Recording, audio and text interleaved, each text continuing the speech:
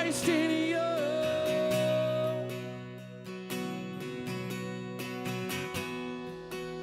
It's Christ in you.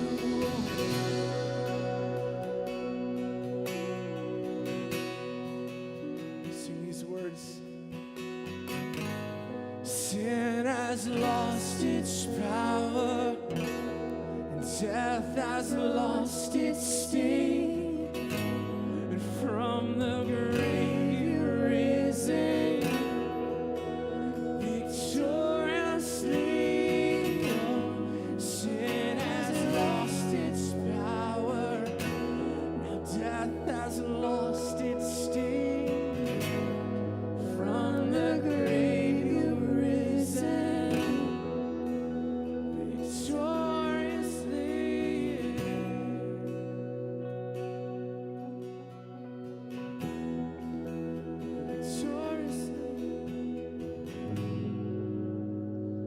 Father, we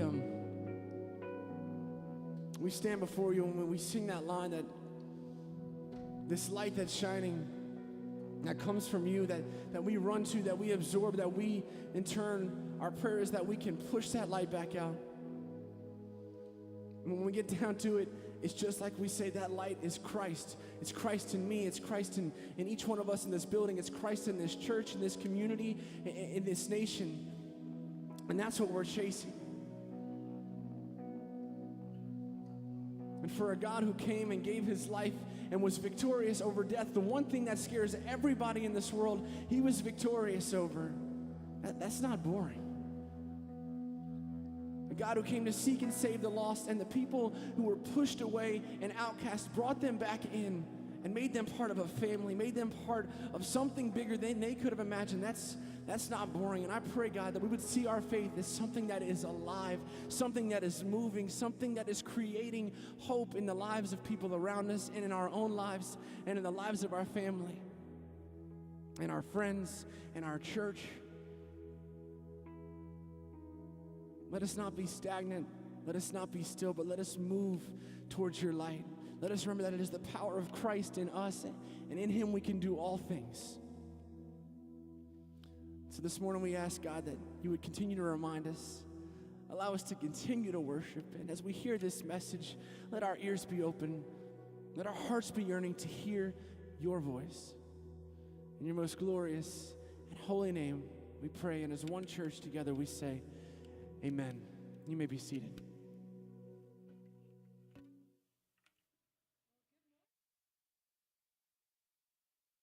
Excited. That worship got me really pumped, and it's good to see friends in the crowd. So we've been thinking, Joe and I and some other people on staff, a lot about this idea of what does it really mean to be a Christian, and what does Christianity look like to people outside of the church a lot of the time. And it's this idea of brand. You know, when things are branded with something, if it's Nike, its brand is the check, you know, and people know what that brand stands for. There are so many out there, and so when we talk about Christianity, there's often a brand associated with that, and that there are different things that are attached to that brand, some being negative and some being positive. And so I'm really, really excited today because we're going to start with a game, which is one of my favorite things because church can be fun, right? That's what we're talking about. Church can be fun. I would like two people to come up here, and let me explain first before you know. Ooh. Well, if Kevin, if you come up, you have to bring Amy. So what you're going to do, yeah. Why don't y'all come up here? Amy and Kevin. Anybody else just want to blindly volunteer? It's like a little quiz game. Okay, Mr. Joe, come on up. All right, so you're going to sit in these chairs, and then I actually have another chair for Kevin and Amy. Oh, you can stand? Okay, do that. Awesome. All right. Now, what I'm going to do is we're going to put up on the screen, so you guys are going to have to look at the screens on the side, but I'm going to put up a picture, and it's going to be a brand or a logo, and it's going to have a question on top of it, and what you're going to do is you're going to decide what the answer to the question is, obviously, And then I'm going to count to 3. I'm going to go 1, 2, 3. And on 3, you will grab for the tambourine. Okay? And Kevin, if you get it and you want to like really shake it hard, go for it. This is your time to shine. Okay? All right. So, Mr. Joe, you're giving Kevin an advantage over here. So nice. Little head start. I know. Here, look. Just because I want to give. He's fast. Don't underestimate this guy. I actually should probably put it more towards you. Okay, so we're going to start. So Cameron's going to help us out. We're going to put the first one up there, and then remember, I'll count to 3, and then on 3 you can grab it. So, what designer brand has this logo? So give you a second to look at it. All right. Now, on the count of 3, so hold on, we can give Mr. Joe a chance. 1, 2, 3. I think Kevin was there first, so grab it, Kevin. You can shake it. Nice. Okay, so Kevin, what's the answer? Excellent. That's Coach. Okay, a lot of us, know that. Very good. Yeah. And you can clap after people answer questions well. And so, could I have a volunteer to keep score for me? Chad, thank you. Just help me remember. Okay, excellent. Chad's got the score, 1-0. All right, next question. What drink brand uses this character as the mascot? Oh, ooh, Kevin knew that one. All right, here we go. 1, ooh, cheater. 1, 2, 3. Oh, he's here. I'm going to let you scoot him next time. What is it? What brand? What kind of drink is that?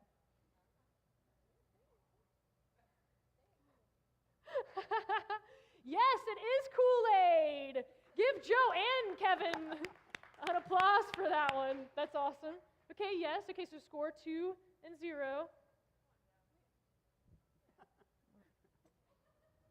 See if you can get it now, Kevin. I'm sorry, Elkie, for that $5 you bet on me.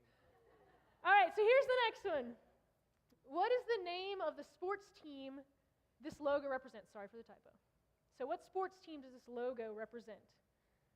Look at it. Okay, get ready. Get ready. Mr. Joe wants you to get one, okay? So you need to try. 1, 2, 3. Yes, Kevin. You're right. It is the Pelicans. Very good. I believe the score is 3-0. Okay. All right, here's the next one. What type of car uses this logo? Don't tell me. All right. 1, 2, 3. Yes, Mr. Joe. Mercedes-Benz. Excellent. He's on the board. All right, it is 3-1. All right. Final question, but this one can count for triple points. Chad, you've got to help me with the math. Triple points, okay? So you could win, Mr. Joe, if you get this right. All right. What brand of shoes uses this logo? Think about it. All right. Whoa. Okay. What do you think, Mr. Joe? Converse. Close, but no. What do you guys know? Do you know, Kevin? It's kind of a tricky one. No? No? Okay. Does anybody out there know what it is? Just say it out loud. Anyone wearing Toms today? Excellent. Stephanie, I'll let her come and strut up here in a little bit. Yes, okay, Toms. Excellent. And I'm going to talk about that more in a second. But our final score, and so our winner, 3-1, is Kevin. Woo! Now, hold on for a second. I've got a prize. Ooh, I'm talking. You can't see me. All right. So, you get a noodle because who doesn't want a noodle, right? Don't eat it, though. It's for the pool. Or use it as a weapon, even though that's a really great idea. He's like, thanks, Mom. And then there's Oreos. That can probably be for you too. Amy, this is for you, I suppose. Why don't you open it and show us what is inside of there? This makes me really excited. One of the kids in the youth service was like, "It's $500." I was like, yes, it is absolutely $500. So that's actually the suspense, I know. It's a book. Love Does Discover a Secretly Incredible Life in an Ordinary World by Bob Goff. And what does it say right there? Jen's favorite book. Yes, okay. I know that's kind of lame to get so excited about a book, but this book is called Love Does. It is excellent, and it's this guy, Bob Goff, and he lives Christianity in a way that's so much fun and so full of life. I can't wait to hear what you think about it, because I think that she's going to read it. Awesome. Yes, round of applause. Round of applause for Mr. Joe. Excellent. Thank you. Y'all can have your seats.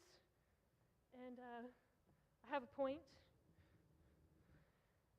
I do. I mean, but we could just do it for fun, because Christianity can be just for fun. Okay, so if Cameron, if you can throw that Tom's logo back up there for me for a second. Now, there's a lot of corporations, and there's a lot of businesses, and a lot of things have brands, and things are known for their brands. I think what is really cool about Tom's is that, what is it known for, my back row? Yep, pair for pair. You buy a pair of shoes, they give a pair of shoes to someone in need. And that's what Tom's is known for. You know, if you wear Tom's, you know what it means. And the cool thing is that the guy who started Tom's, his name is Blake, and he actually wrote a book about how he started Tom's and the reason behind it and all of that kind of stuff. And it became like a New York Times bestseller. And what I think about that is I think it's so interesting, because people wanted to know the story behind something like Tom's, because it's different. People ask questions. Why would you do that? How did you come up with that idea? How can we do something like that? They wanted to know the story. It was intriguing. It was a brand that said something different in our culture. And that's something that I think is really, really cool. And so I think about those of us who call ourselves Christians. You know, how many times is the brand of life that we live one that says something different, that does things in a little bit of a different way?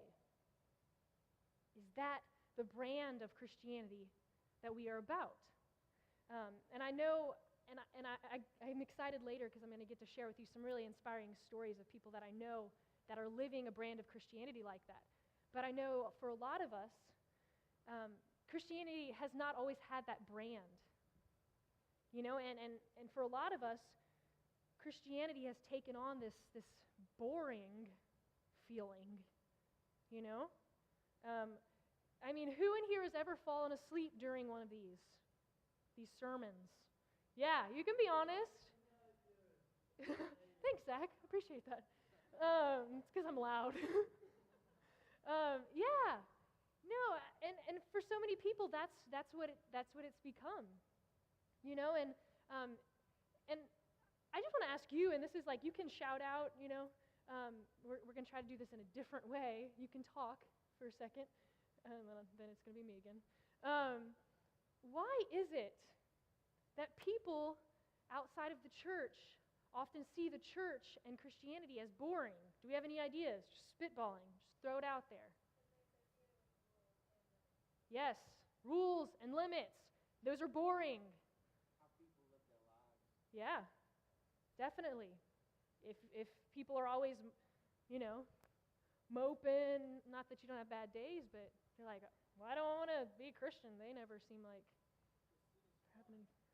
Ooh, yeah. Sin is fun. Yeah, definitely. Any other ideas? No, I think you're all right on. You know, I think so many people view the church as boring because it seems to be about rules and about do's and don'ts. You can't do this and you can't do this, or it's just all about rituals. where you're supposed to stand up and sing at this point, and then you're supposed to listen, and then there's all these things that you're supposed to do, and so it's been viewed as boring and predictable for so many people. And I know that you may be one of those, and anything with just rules and shoulds and shouldn'ts just becomes boring.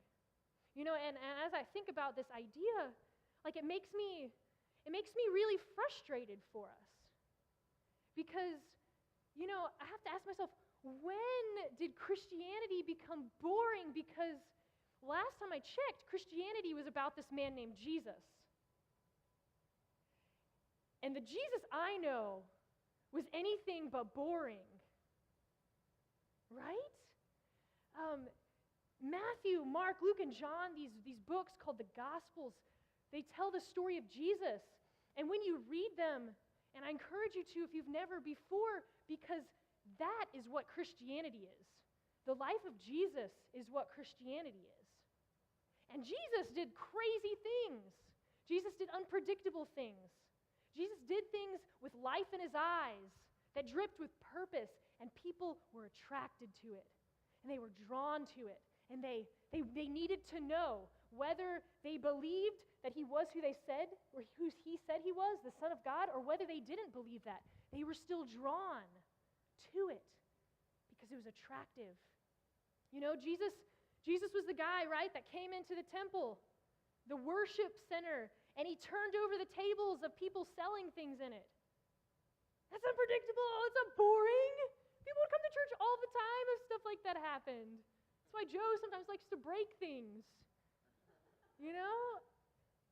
Jesus did that.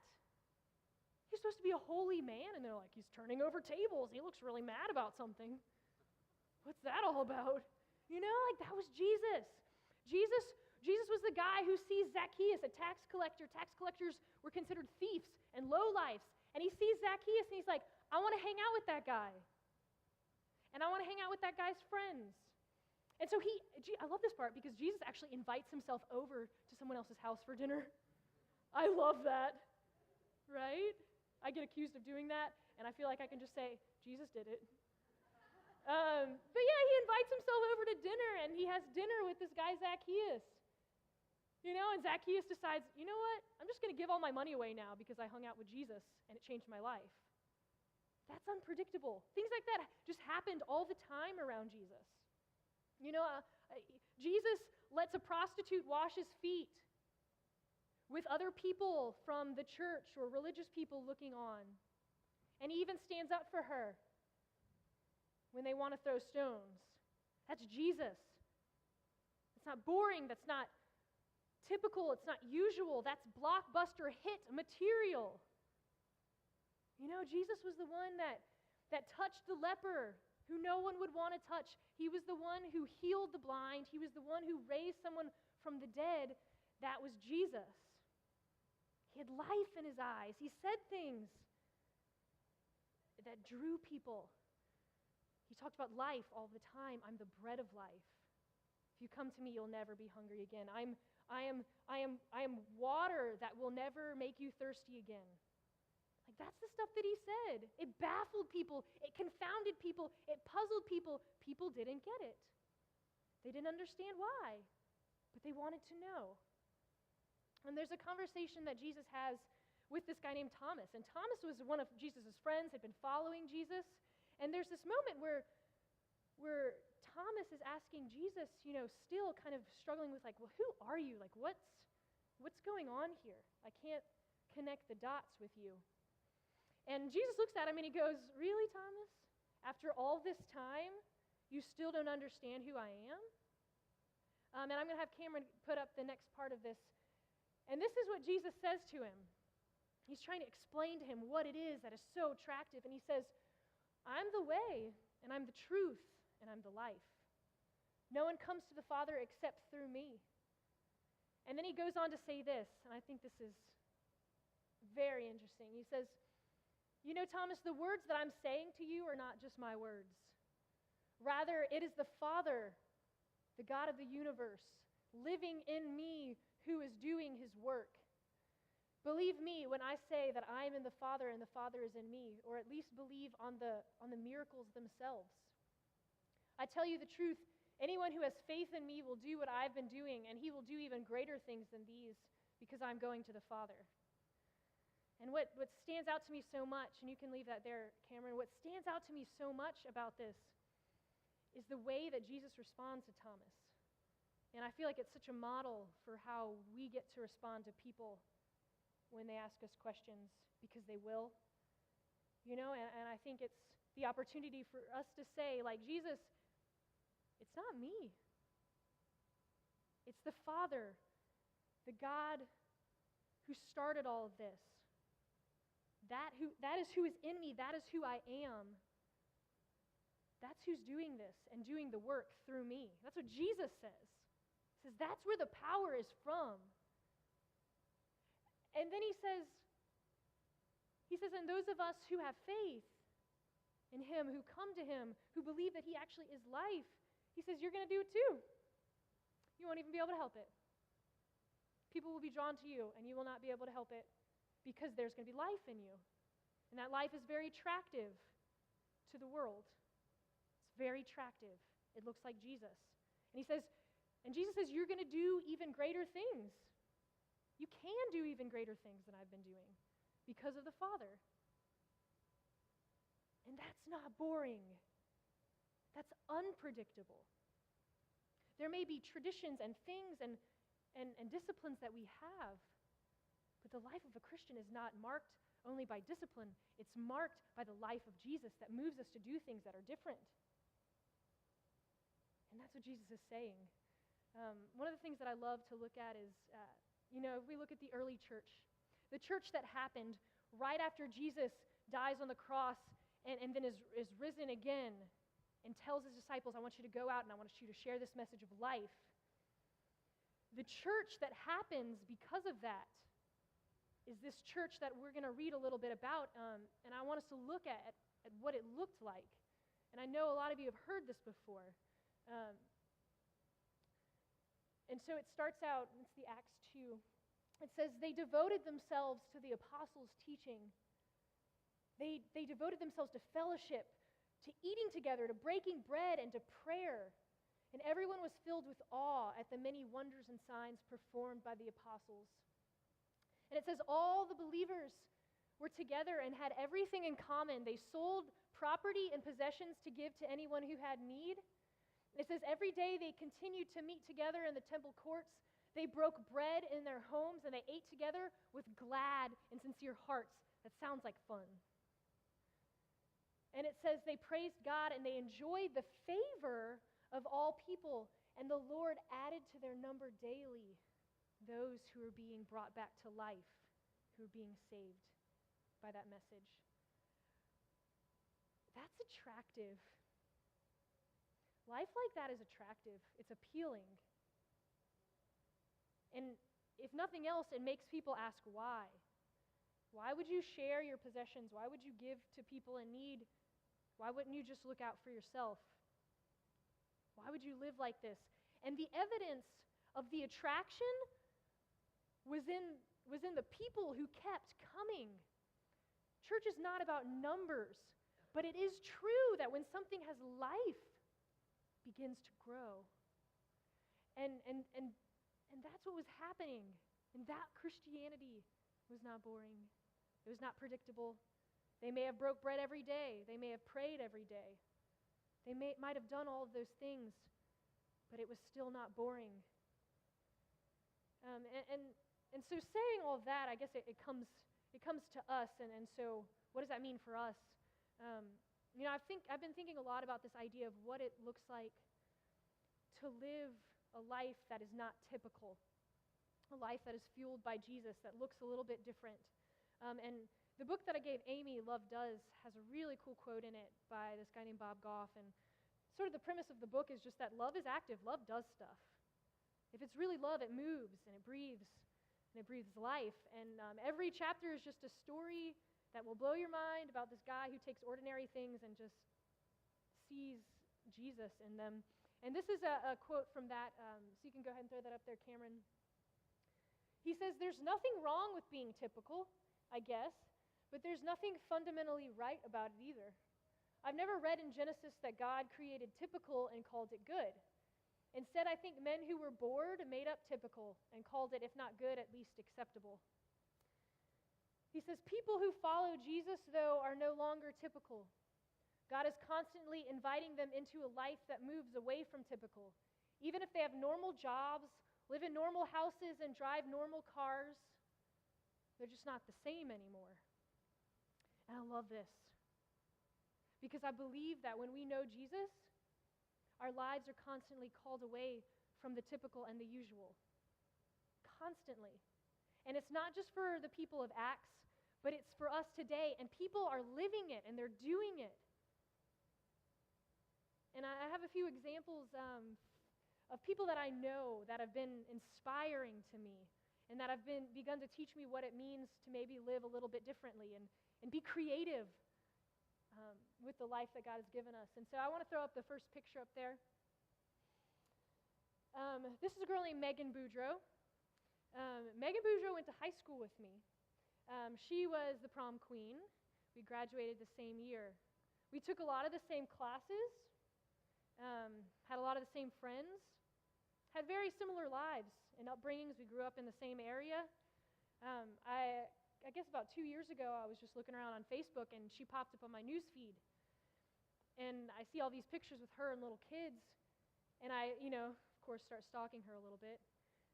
And I realized that she went to Tulane, and she finished a degree in maybe public health, I think it was, and then started a job, and then decided at the age of 24 that she wanted to move to Haiti. She'd been on a mission trip to Haiti for maybe a week and decided that she wanted to move to Haiti.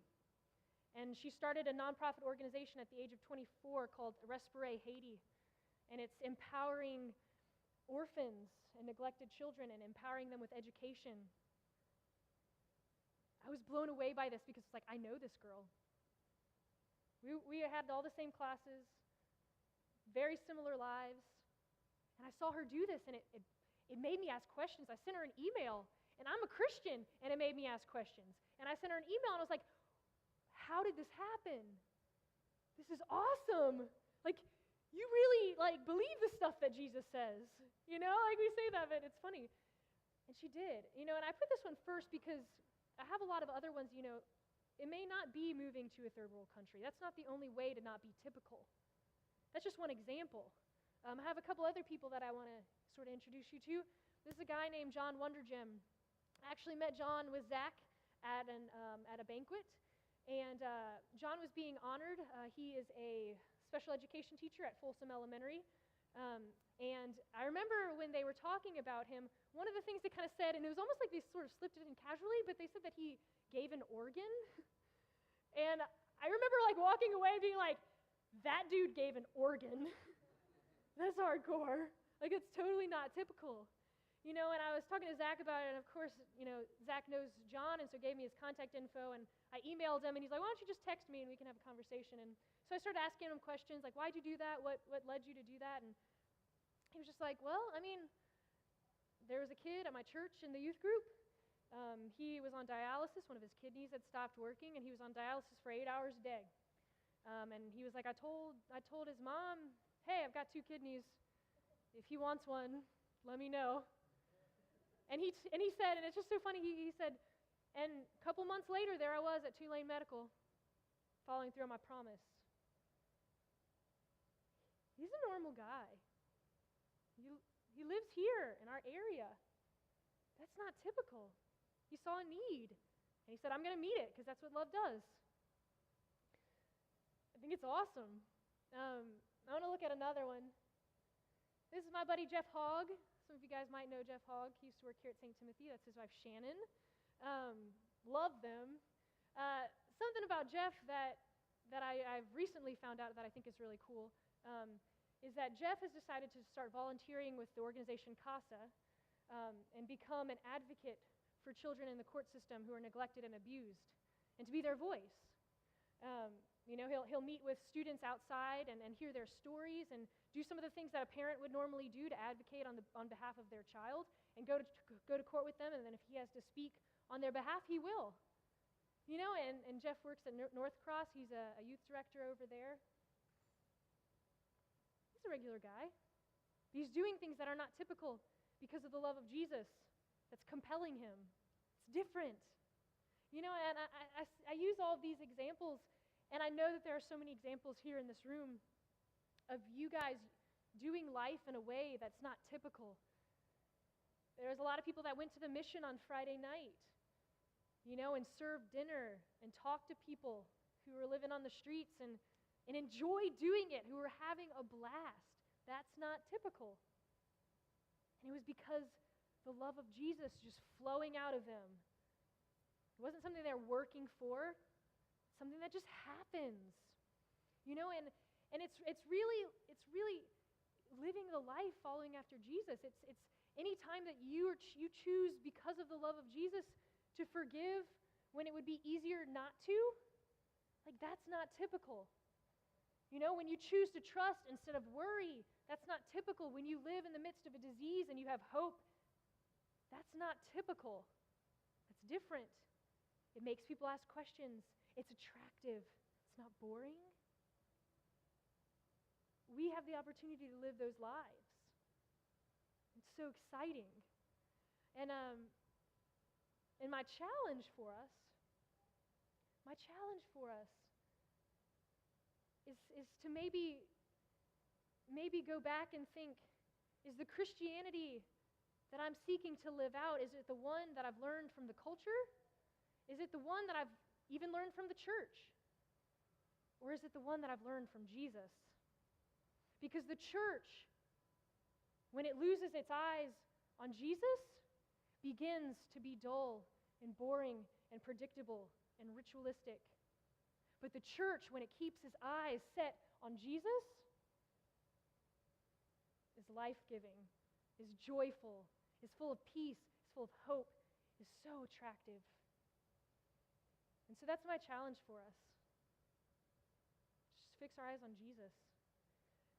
And if you've never read the book of Matthew, I challenge you to open it up to chapters 5 through 7. Just flip around. You don't even have to read all of it. Just flip around. And I promise you, you will see Christianity laid out in a way that if you even seek to do one of those things, you will look different. Because Jesus says things like, love people, even when they hurt you. Give away to the needy. When you pray, mean it, and don't do it to be showy, but do it to love me. Just stuff like that. It's not typical. And so that's my challenge for us.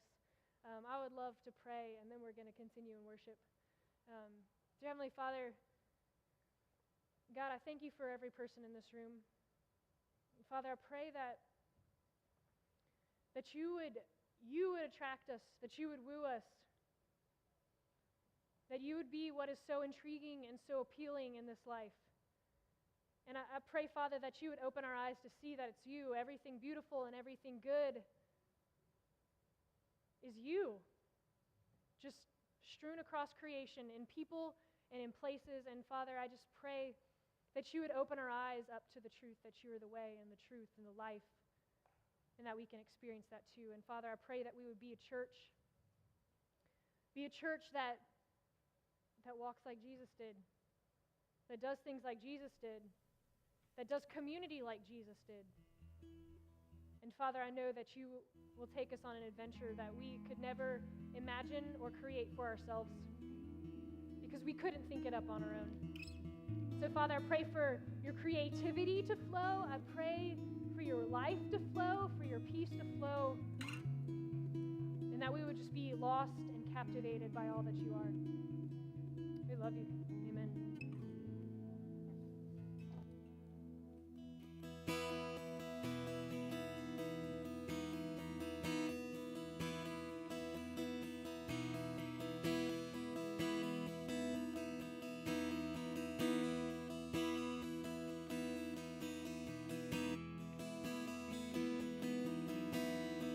You guys would stand and worship with us.